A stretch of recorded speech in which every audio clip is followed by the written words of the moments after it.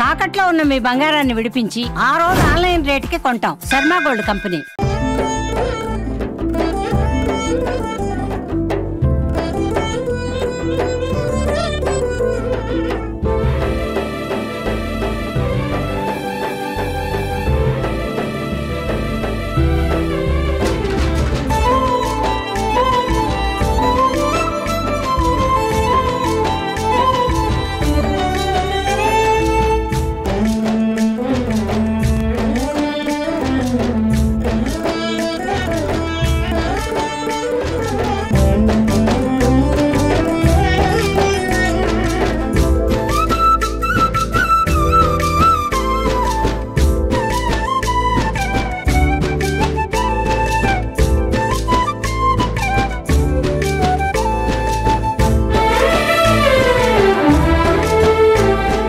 నమస్కారం, welcome to Suman TV.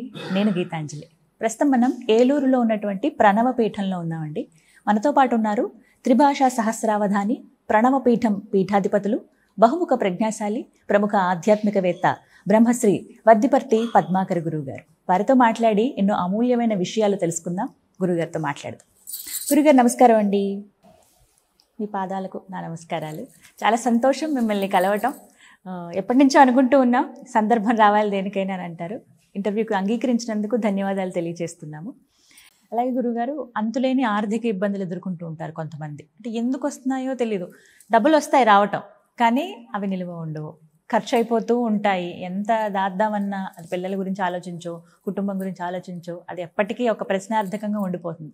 ఎందుకు అసలు ఇలాంటి ఆర్థిక సమస్యలు వస్తాయి? ఇవి తొలగాలంటే చేయవలసినటువంటి పనులు ఏమిటి? దాదాపు 6 పురాణములలో వ్యాసుడు రాసినది, పరాశరుడు రాసిన మరొకటి అదే శ్లోకం. ఓ శ్లోకం ముందు వినిపిస్తాను మీకు.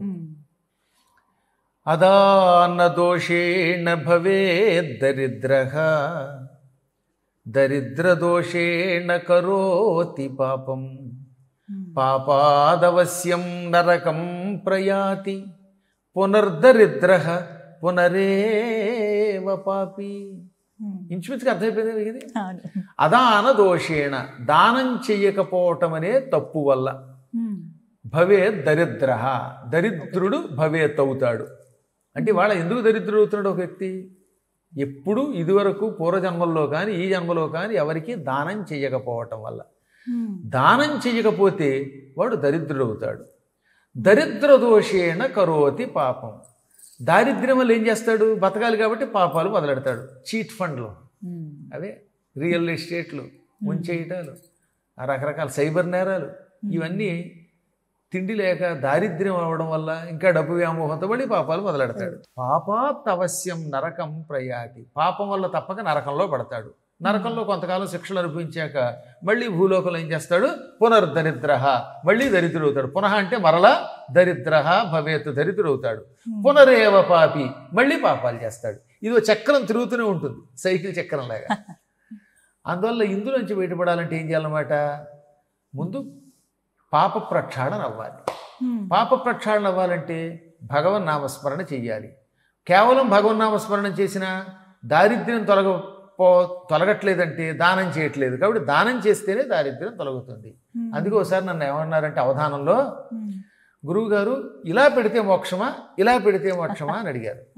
అప్పుడు నేను ఏమన్నానంటే, ఇటు పెట్టిన ఇటు పెట్టిన ఇటు పెట్టక ముక్తి కలుగది ఎవ్వనికేని. ఇలా అంటే అర్థం అవుతుందిగా, చూపించాలి. ఇటు పెట్టిన ఇటు పెట్టిన ఇటు పెట్టక ముక్తి కలుగది ఎవ్వనికేని. నాయనలారా, ఇది నీ సంప్రదాయం. ఆ సంప్రదాయంలో నీ ఇష్టం, ఏ సంప్రదాయమైనా సేకరించు. కానీ ఇలా పెట్టినా భగవంతుడి యొక్క అనుగ్రహం రావాలంటే ఇటు పెట్టాలి, దానం చెయ్యాలి. అంతేగాని రోజు ఛానల్స్లో దీని మీద కొట్టుకుంటే చివరిలో మంచం మీద కొట్టుకు తెస్తావు. దానం చెయ్యి, 10 మందిని ప్రేమించగలుగు, ద్వేషం పక్కన పెట్టు. ఈ ద్వేషం పక్కన పెట్టి ఎంతో కొంత దానము చేసిన వాడికి మాత్రమే దారిద్ర్యం తొలగుతుంది. మళ్ళీ చెబుతున్నాను, 10 పైసలు ఉన్న రోజుల్లో పైసా దానం చేయమన్నాడు. ఇప్పుడు పైసలు లేవు కాబట్టి పైసలు కాదు, 1000 రూపాయలు ఇచ్చినప్పుడు పుచ్చుకోండి స్థితి వచ్చింది. 1000 రూపాయలు ఉంటే 100 రూపాయలు దానం చేయి. ఎంతో కొంత దానం చేస్తే దారిద్ర్యం తొలగుతుంది. ఇంకో రహస్యం చెబుతాను. పూర్వం పండితుడు ఉండేవాడు, స్కాంద పురాణంలో కథ. ఆయనకి దారిద్ర్యం పోకపోతే దానం చేస్తే పాపం పోతుంది, దారిద్ర్యం తొలగుతుంది, సంపద వస్తుంది అని విష్ణువు చెప్పాడు. నా దగ్గర ఏమీ లేక ఏడుస్తున్నాను కదా, ఎలా దానం చేయమంటారు? యాచన చెయ్యి, భిక్షాందేహి అని అడుక్కోగా వచ్చిన దాంట్లో కొంత దానం చెయ్యి, నీకు నెక్స్ట్ అడుక్కునే అవసరం లేదన్నాడు విష్ణువు. అప్పుడు ఆయన అదృష్టం యాచనకి వెళ్ళాడు. ఎవరో ఆయనకి సేరుంబావు బియ్యం ఇచ్చారట, కేజింబావు. ఈ సేరుంబావులో పావు కేజీ తన అన్నాన్ని గట్టేపెట్టుకుని సేరు దానం చేశాడు. ఆ తర్వాత గొప్ప రైతు అయిపోయాడు, 100 ఎకరాల పొలం సంపాదించాడు. కాబట్టి దానం చేయడానికి లేకపోతే యాచించైనా దానం చేయమన్నారు. మళ్ళీ దొంగతనం చేయకూడదు. దిక్కుమాల దొంగతనం చేస్తే ఆ పాపం మళ్ళీ అనుభవించాలి కనుక. పాతకాలంలో మార్కండేయ పురాణంలో దానం ధర్మం చేయటం వల్లే తరిస్తాము అని కౌశికుడి కథలో ఉంటుంది. ఎందులో సతీ సుమతి పేరు ఉన్నారుగా, ఆవిడ భర్త కుష్ఠరోగం, ఆ కుష్ఠరోగిని పోషించుకోవాలి. ఆ తర్వాత వాడికి శాపం వచ్చింది, వాడిని బతికించారు. ఆ కథ అంతా ఇప్పుడు చెబితే మీకు ఇంటర్వ్యూ పోయి కథ మిగులుతుంది, పురాణం మిగులుతుంది. అతన్ని పోషించడానికి వాళ్ళ ఆవిడ యాచనకి వెళ్ళింది. అందుకని అందరి దగ్గరికి వెళ్ళి, నాయనలారా దానం ధర్మం చెయ్యండి మీరు తరిస్తారు అని చెబితే జాలిపడి ఏదో పెడితే దాంతో భర్తను పోషించింది. ఎంత గొప్ప ఘట్టం అంటే దాన్ని సముద్రాల వారి అనుకుంటాను, మంచి పాటగా రాశారు, చాలా అద్భుతమైన పాట. దానం ధర్మమే వేదాల నీతి సారం, నీ దానం నీ ధర్మం నిరుపేదల జీవాధారం. దానం ధర్మమే వేదాల నీతి సారం. జపమాచరిల్చే జడధారి కన్నా దానాలు చేసే సంసారి మిన్నా. జపమాచరిల్చే జడధారి కన్నా దానాలు చేసే సంసారి మిన్నా. నిరతాన్నదానమే నీ పెన్నిధానం, నీ దానం నీ ధర్మం నిరుపేదల జీవాధారం. దానం ధర్మమే వేదాల నీతి సారం. మహారాజులైనా మహివీడు వేళ కొనిపోయినారా తమ వెంట సిరులా. మహారాజులైనా మహివీడు వేళ కొనిపోయినారా తమ వెంట సిరులా. నెరదాత పేరే నిలచేది ధరణి, నీ దానం నీ ధర్మం నిరుపేదల జీవాధారం. దానం ధర్మమే వేదాల నీతి సారం. ఎంత బాగా చెప్పాడండి, అర్థం ఉందండి, అంత అద్భుతం. నిరంతరం జపం చేసుకునే జటాజోటాలు ధరించి సన్యాసం పుచ్చుకున్న ఈ సన్యాసుల కంటే గృహస్థాశ్రమంలో ఉంటూ సంసారంలో ఉంటూ అంతో ఎంతో దానం చేసిన వాడు అదృష్టవంతుడు. నీ దానమే నీకు గొప్ప నిధానం, నిధి. గొప్ప గొప్ప మహారాజులంతా శరీరం విడిచిపెట్టినప్పుడు, ఈ భూమిని విడిచిపెట్టినప్పుడు ఒక్క పైసా పట్టుకెళ్ళారా కూడా? అలా పట్టుకెళ్తే ఈ భూమి ఎప్పుడూ వెళ్ళిపోయింది. మన శరీరం కూడా మనతో రాదు, కేవలం చేసిన దానమే నీ వెంట వస్తుంది. కాబట్టి దానం ధర్మం వేదాల నీతి సారం. దానం చెయ్యి తరించు అన్నారు. అందువల్ల ఈ జన్మలో ఈ దారిద్ర్యానికి మూల కారణం ఏనాడు ఎవరికి ఏమీ పెట్టకపోవడమే కనుక ఎట్టి పరిస్థితుల్లో అంతో ఎంతో దానం చేయండి. అన్నదానం చేయండి, జలదానం చేయండి, ఉన్నంతలో చేయండి. అది కూడా అర్హులకు చేయండి. ఆ మాత్రం తెలుస్తూనే ఉంటారు. అర్హత కలిగిన వాళ్ళకి ఎంతో కొంత దానం చేయండి. దానివల్ల తప్పక ఇందులోంచి బయటపడతారు. ఇంక రెండవది, కేవలం దానం చేసిన పాపం పోవడానికి మంత్రానుష్ఠానం కావాలి. ఈ కలియుగములో మీ ఛానల్కి అనుకుంటాను, బహుశా ఇదివరకు కూడా చెప్పాను, మళ్ళీ చెబుతున్నాను. తొందరగా లక్ష్మీ కటాక్షం పొందడానికి ఒక గొప్ప మంత్రం ఉన్నది. ఈ మంత్రాన్ని నన్ను చూస్తున్నారు కనుక వాళ్ళు, నా ఉచ్చారణ స్పష్టంగా అర్థమవుతోంది కనుక విని చేసుకోవచ్చు. ఎందుకంటే పూర్వం అంటే గురువుగారు వెతుక్కుంటూ రావాలి. ఇప్పుడు మీరే వాళ్ళ ఇంట్లోకి వెతుక్కుంటూ పెడుతున్నారు. గురువుగారిని చూపించడానికి వాళ్ళ ఇళ్లలో పెడుతున్నారు.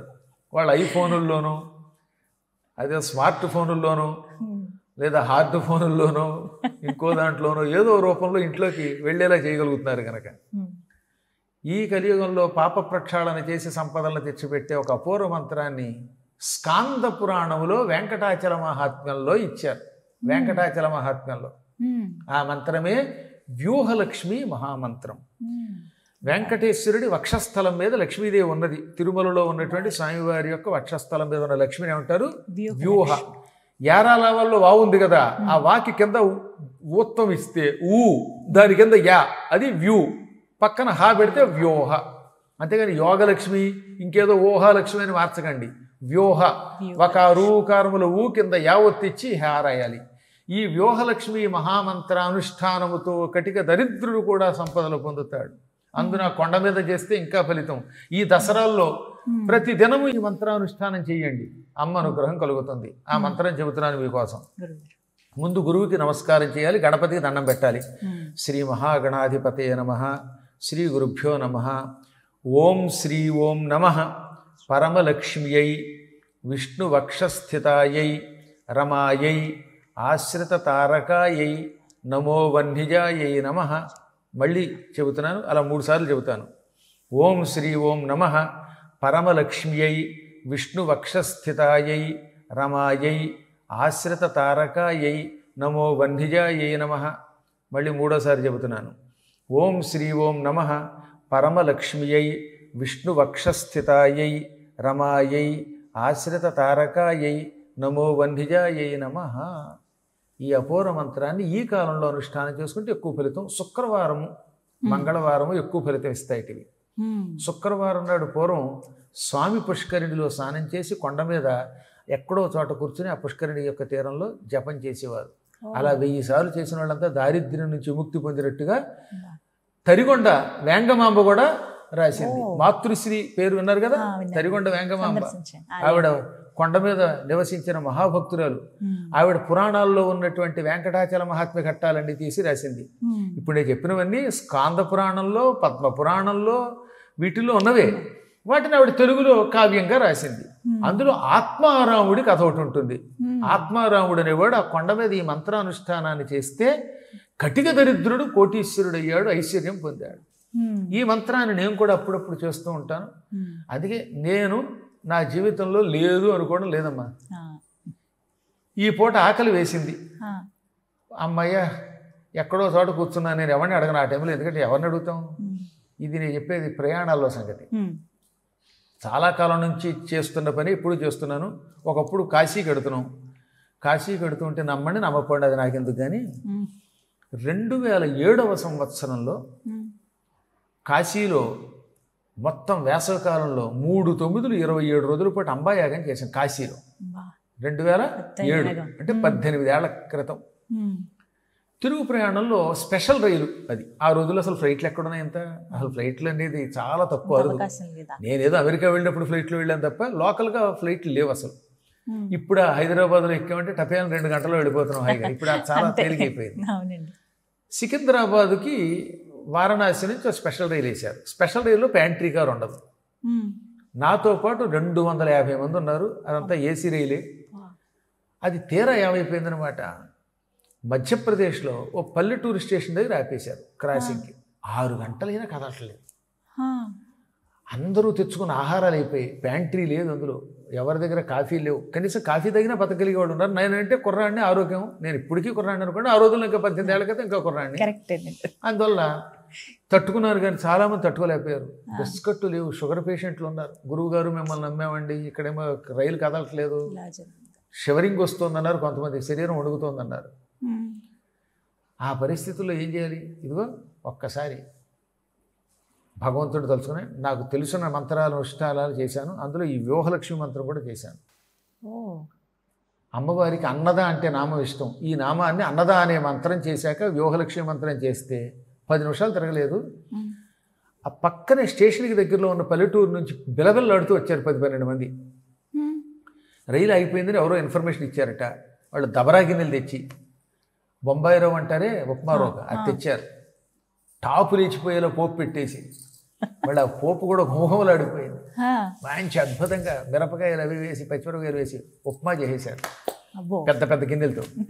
మా 250 మంది భక్తులే కాదు, మొత్తం రైల్లో అంతా కలిపి స్పెషల్ రైల్లో 400 మంది ఉన్నారు. అందరూ ఏడ్చేదానికి మొగుడు వస్తే నాకు మొగుడు వస్తాడు అన్నట్టుగా ఎవడో కష్టపడి జపం చేస్తే అందరికీ వచ్చాయి. అందరికీ ఉప్మా పెట్టారు. వాళ్ళు ఉప్మా చేసి ఉప్మా ఆకుల్లో పెట్టించేదాకా రైలు అలాగే ఉంది. అందరికీ ఉప్మా అందింది. నేను కృతజ్ఞతగా ఏదైనా ఇస్తానండి అంటే ఊరుకోండి ఎవడన్నా వింటే అవుతాడు, అన్నం పెట్టి ఆహారానికి డబ్బులు ఇచ్చుకుంటాం మేము అన్నారు. అంటూ దబరాగిన సర్దుకుని 2 minutesలో దృశ్యపోయారు. ఒక్కళ్ళు కనపడితే ఒట్టు అంటే అంత తొందరగా వచ్చి తొందరగా వెళ్ళిపోయారు. భగవంతుడు ఆ రూపంలో ఎవరినో అక్కడ పంపిస్తున్నాడు. అందరికీ ఆహారం కలిగింది.